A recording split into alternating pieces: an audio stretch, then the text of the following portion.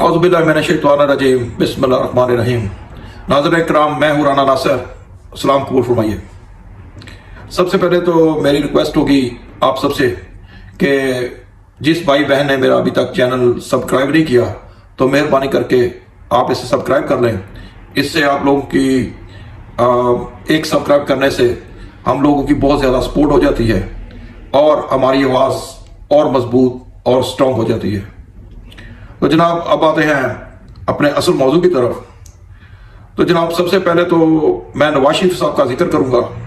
जो मुस्लिम लीग नून के ताहियात सरबराह हैं। न्यूज़ ये है कि उन्होंने लंदन से सऊदी अरब के लिए उड़ान भर ली है और अब देखते हैं कि वो क्या गोल खिलाते हैं। लेकिन एक बात क्लियर है नाजरीन कि उससे वो क्या कहते हैं कि जो बिल्ली है वो थैले से बाहर आ चुकी है। उसकी ताज़ा मिसाल डॉक्टर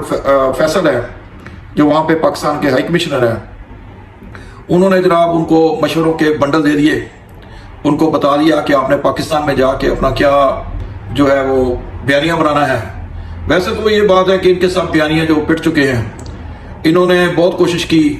कि तोशाखाना से लेके इन्होंने इनके सब बयानियाँ पिट गए। इनकी करप्शन के जो इन्होंने ताजमहल किए थे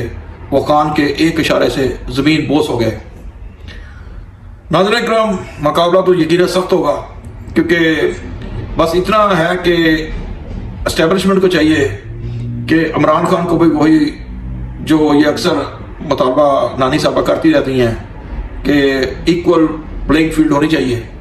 तो जनाब यकीनन तौर के ऊपर खान साहब को भी वही प्लेइंग फील्ड या पीटीआई को भी वही प्लेइंग फील्ड जो देनी चाहिए ताकि मुकाबला बराबर का हो और जो फिर इस मुल्क की अनाने गवर्नमेंट जिसके हाथ में आए तो आए। लेकिन क्या करें, अब खान है वो इस मुल्क के लिए अपनी जान कुर्बान करने के लिए तैयार है और उसके मुकाबले में जो उसके हरीफ हैं उन्होंने किसी ने तो अमेरिकन साम्राज्य के साथ अपनी गठजोड़ किया हुआ है और किसी ने यकीनन इंडियन रॉ के साथ, ब्रिटिश के साथ, पता नहीं किस किस के साथ उन्होंने अपने टाके जोड़े हुए हैं। और वो क्या करें, वो मजबूर हैं, उनको आना ही पड़ा है क्योंकि पाकिस्तान की ताकतवर एस्टेब्लिशमेंट और पाकिस्तान के ताकतवर अदारे वो जिसको सिलेक्ट करेंगे यकीनन इस मुल्क में वज़ीर आज़म वही बनेगा। और वो बेशक नवाज शरीफ हो या उनकी कोई और चॉइस हो। अब ज़्यादा दूर जाने की जरूरत नहीं है। मेरी कौम को, मेरे प्यारे पाकिस्तानियों को इस बात का इल्म होना चाहिए कि काकड़ साहब जो अभी हमारे निगरान वज़ीर आज़म हैं उनका कल तक किसी ने नाम भी नहीं सुना था, लेकिन आज वो हमारे मुल्क के वज़ीर आज़म बने हुए हैं और आज हम उनके लेक्चर सुनते हैं। तो इसी तरह जनाब नकवी साहब, जो मौसम नकवी साहब की मैं बात कर रहा हूँ जो पंजाब के वज़ीर आला हैं। लेकिन एक बात है कि पाकिस्तान में जो जितने भी शाह हैं उनके ऊपर जो क्या कहते हैं इक़्तिदार की जो सिंहासन है वो बहुत मेहरबान है। तो उसका नतीजा ये होता है कि जनाब आप देख लें, जनाब हमारे चीफ ऑफ यानी कि हमारे आर्मी के जो चीफ हैं वहाँ से लेके शाह साहब तक सब शाह जो आजकल मज़े कर रहे हैं और शाह यकीनन खुश हो रहे होंगे क्योंकि वो शाह जो है वो इस वक्त मुल्क के वाकई असली शाह बने हुए हैं। बहरहाल इसको ज़रा मेहरबानी करके लाइट लीजिएगा क्योंकि बंदा मस्कीन है, कभी कभी कोई ऐसा अल्फाज मुँह से निकल जाता है कि जिसको प्लीज़ काबिल गिरफ्त मत कीजिएगा और जनाब हमें अपनी बात कहने का मौका दीजिए। जनाब यानी अब आते हैं कि पाकिस्तान जैसे मुल्क में इलेक्शन तो नहीं होते, इसमें तो हमेशा सिलेक्शन होती है और सिलेक्शन भी कैसी होती है कि हम सब सोच भी नहीं सकते क्योंकि यहाँ पे जो हमारे जैसे कमज़ोर मुल्क होते हैं, एक आज़ादी तो हमारे बड़ों ने गोरों से ले ली, इंडिया से ले ली और रिजल्ट ये निकला। लेकिन उसके बाद हमें फिर एक बहुत बड़ी सुपर पावर का गुलाम बना दिया गया। अब उनकी जड़ें इतनी मजबूत हो चुकी हैं कि वो कभी हमारे इलेक्शन कमिश्नर से मिलते हैं, बल्कि ग्रेड 18 के जो ऑफिसर हैं उनके साथ उनकी मुलाकात हम वक्त रहती है और वो उन्हें बताते रहते हैं कि हमारी क्या पॉलिसियाँ हैं और हम कैसे काम करते हैं। नाज़रीन इकराम, हम जैसों का यही अंजाम होता है और हम क्योंकि जब हम किसी अपने मुल्क को किसी के हाथों में गिरवी रख देते हैं तो जनाब उधर फिर आपको पता है कि आपके पास चॉइस नहीं बचती और आप फिर यही करते हैं कि जो वो कहते हैं, जहाँ से ऑर्डर आता है माँ बदौलत का, تو ہم اسی کو بجا لاتے ہیں۔ ناظرین کرام، زیادہ جو بات ہے وہ سب اس کے اوپر ہوتی ہے کہ عمران خان کو جیل میں ڈال کے یہ لوگ بھول گئے ہیں،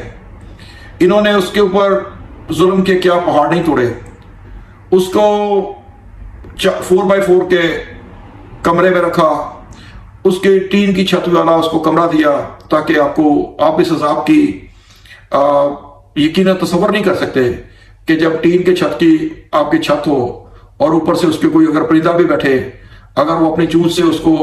ٹوکے بھی مارنا شروع کرے تو یقیناً آپ کا جو آرام ہے، آپ کا جو خلل ہے اس میں پڑتا ہے، وہ آپ سوچ بھی نہیں سکتے۔ اور جب اس کے اوپر بارش برستی ہے تو یقیناً آپ کا سونا ویسے دوبارہ ہوتا ہے۔ اب آپ کو یہ بھی پتا ہے کہ اس کو انہوں نے غلیظ جو ہے ایک وہ دے دیا گندا کا، یعنی کہ کارپٹ کا ٹکڑا، اور یا ایک چھوٹا سا اس کو گدا دے دیا۔ ناظرین اکرام، اس کو اب انہی کے بیان کے مطابق جو چیونٹیاں ہیں، جو کیڑے ہیں، وہ بھی کبھی کبھی ان کے بالوں میں گھس جاتے اور کبھی کبھی ان کے جسم کے اوپر رینگنا شروع کر دیتے۔ لیکن کیونکہ اللہ پاک نے وعدہ فرمایا قرآن پاک میں کہ ہر مشکل کے بعد آسانی ہے، تو یقیناً اللہ پاک ان کے صبر کا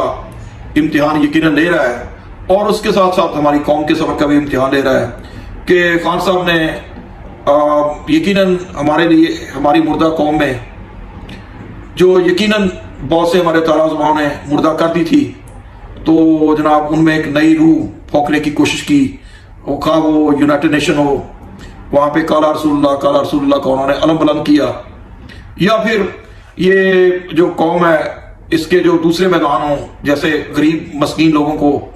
12,000 14,000 روپیہ دینا ہو، اور اس کے ساتھ ساتھ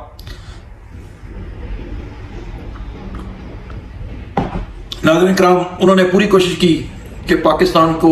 جو ورلڈ میں اس کا مقام ہے وہ ملنا چاہیے۔ اب اس میں وہ کس حد تک کامیاب ہوئے ہیں اس کا یقیناً آپ میرے سے زیادہ آپ سوچ سکتے ہیں، اندازہ لگا سکتے ہیں۔ تو بہرحال کوشش ان کی یہی تھی کہ پاکستان کا وہی مقام ہو جو دنیا کی دوسری قوموں کا ہے۔ ناظرین کرام، ان کو پنجرے میں بند کر کے ابھی جیل سے لایا گیا، تو دیکھیں جب بہت سے جو اپنے بہت سے جو وکیل تھے انہوں نے جب احتجاج کیا تو ان کے احتجاج کے اوپر ان کو پنجرے سے نکالا گیا۔ لیکن کوئی بات نہیں، جو راہ حق کے مسافر ہوتے ہیں ان کے پاؤں میں زنجیریں ہوتی ہیں، وہ بیڑیوں میں جکڑے ہوتے ہیں، لیکن وہ اپنے حق کی، اپنی سچ کی بات کرنے سے باز نہیں آتے۔ آپ اس کا اشارہ یہ دیکھیں کہ اس نے صرف ایک ورڈ کہا کہ میری قوم یونائٹڈ ہو جاؤ، میری قوم، اور یقین کریں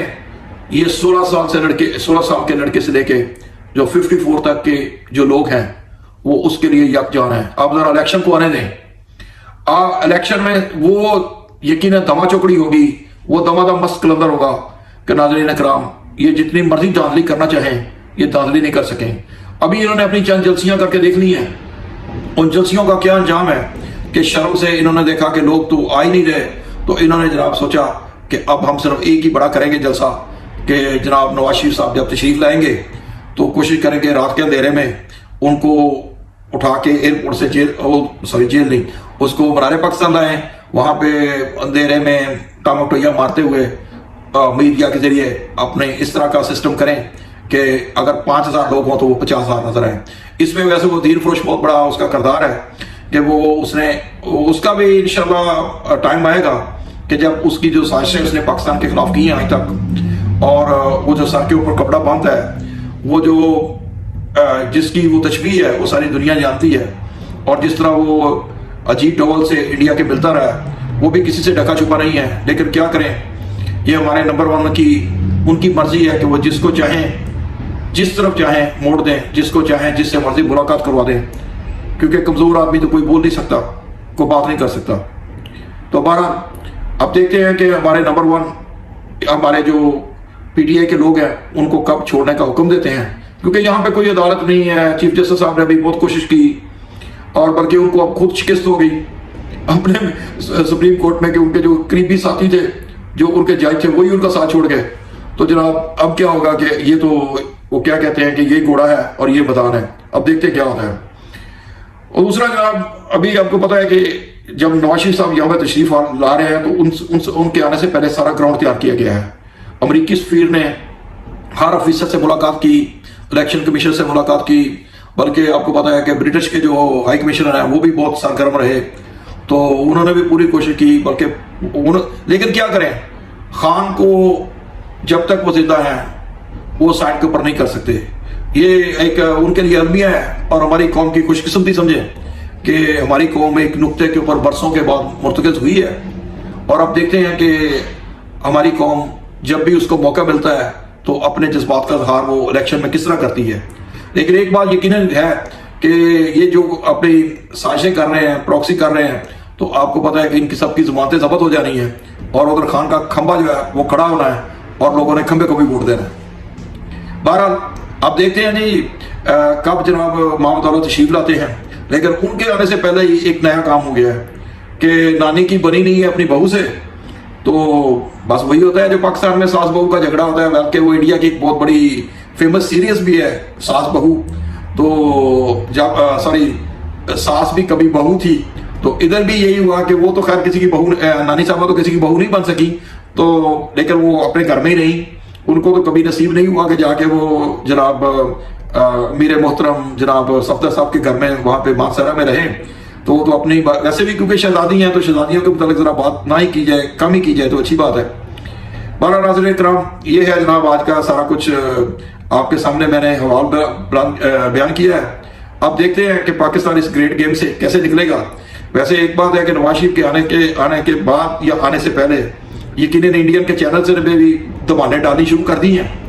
اور امریکن میڈیا نے تو آپ کو پتا ہے کہ ان کا تو وال اسٹریٹ جرنل جو ہے وہ بھی جناب لکھ رہا ہے کہ جناب وہ آ کے پاکستان کی تقدیر سنوار دیں گے. اب وہ سنواریں گے یا نہیں سنواریں گے یہ تو ہم نہیں کہہ سکتے، کیونکہ یہ کچھ کہا نہیں جا سکتا، کیونکہ اس وقت پاکستان اتنی مصیبتوں میں گرا ہوا ہے کہ اس کو ان مصیبتوں سے نکالنے کا صرف ایک ہی حل ہے کہ وہ ہمارے ملک کے یہ جو مستند وائٹ کلر کرائم کے ہیڈ ہیں، یعنی کہ جناب زرداری صاحب اور اپنا نواز شریف صاحب، یہ اپنی ساری دولت جو یہ یہاں سے لوٹ کے یہ باہر لے گئے تھے. اگر میں لوٹ کا لفظ غلط کہہ رہا ہوں تو معذرت چاہتا ہوں، لیکن جو باہر لے گئے تھے اس کو ذرا مہربانی کر کے یہاں پہ ٹرانسفر کر دیں، اور ہم لوگوں کے اوپر ذرا رحم فرمائیں، اور ہمارے بچوں کو بھی اسکول میں جانے دیں. خود تو ان کے ایچیسان اور انگلینڈ میں بچے پڑھتے ہیں، تو مہربانی اس کا بس یہی حال ہے. اور پھر دنیا یقیناً یہاں پہ انویسٹمنٹ بھی کرے گی، اور یہاں پہ جناب پاکستان کا مقدر بھی جاگے گا. جاتے جاتے میں ایک بات کرنا چاہتا ہوں، ایک ہمارے سینئر صحافی ہیں جناب رانا عظیم صاحب، ان کے اوپر کیونکہ وہ تھوڑا سا آؤٹ ورڈ بولتے ہیں، اپنی بات جو سچ ہوتی ہے اس کو کہنے کی کوشش کرتے ہیں، تو وہ لگتا ہے بڑے سرکار کو جو اوپر والے ہیں ان کو سلام ہے جناب، ان کو وہ شاید وہ پسند نہیں آئی ان کی بات. تو اس کا رزلٹ یہ نکلا ہے کہ ان کو جناب انہوں نے 1.5-2 لاکھ روپے کا کوئی بہت سا بڑا بل بھیج دیا ہے. اب پاکستان میں سازشوں کے تانے بانے اس طرح بولے جاتے ہیں کہ جہاں پہ آپ کو پاؤں دبایا جا سکے وہ دبانا چاہیے. بہرحال چاہیے جناب میں چیف جسٹس صاحب سے یہ گزارش کرتا ہوں، اور جناب چیف آف آرمی اسٹاف سے بھی یہ میری گزارش ہے کہ جناب مظلوم کا خیال رکھیں. وہ تو پہلے ہی غریب آدمی ہیں، ان کے پاس تو بیچاروں کے پاس سوائے بولنے کے وہ کسی کے خلاف نہیں بولتے. وہ تو یقیناً اس قوم کو جو حق اور سچ کی بات ہے وہ کرنے کی کوشش کرتے ہیں. تو جناب امید ہے کہ آپ کے اوپر گھرانے گزرے گی. انٹر نیکسٹ ٹائم کلیئر آنا نہ سکو جاتی ہے. السلام علیکم.